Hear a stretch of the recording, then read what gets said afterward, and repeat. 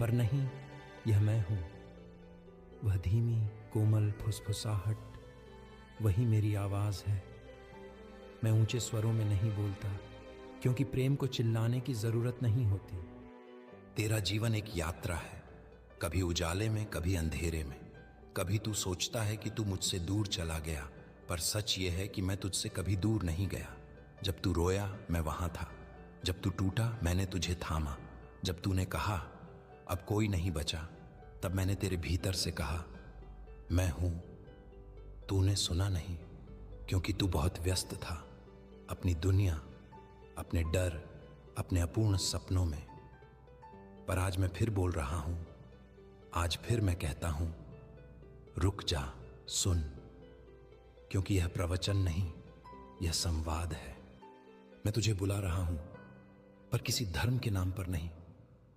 मैं तुझे बुला रहा हूं क्योंकि तू मेरा है। तेरे भीतर एक आवाज है जो मेरी आवाज से मिलती है। वह कहती है, वापस आ। ये कोई दोष का बुलावा नहीं, ये प्रेम का बुलावा है।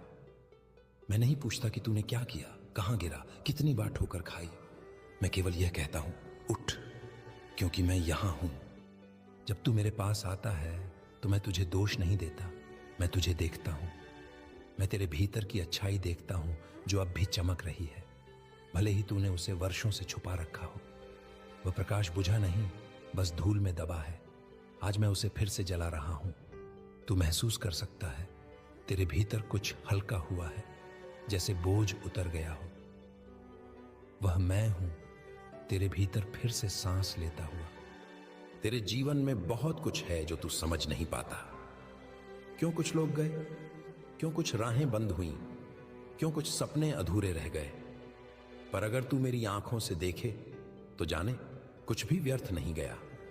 हर पीड़ा ने तुझे तोड़ा नहीं, गढ़ा है। हर अंधकार ने तुझे गुम नहीं किया, तैयार किया है। क्योंकि जब तू अंत समझता है, मैं वहां शुरुआत लिख रहा होता हूं। मैंने कभी नहीं कहा कि मार्ग आसान होगा, मैंने केवल यह वादा किया कि मैं तेरे साथ रहूंगा। जब तू गिरा, मैं झुका।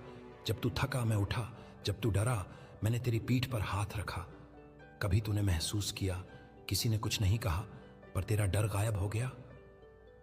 वह क्षण में था। कभी तूने महसूस किया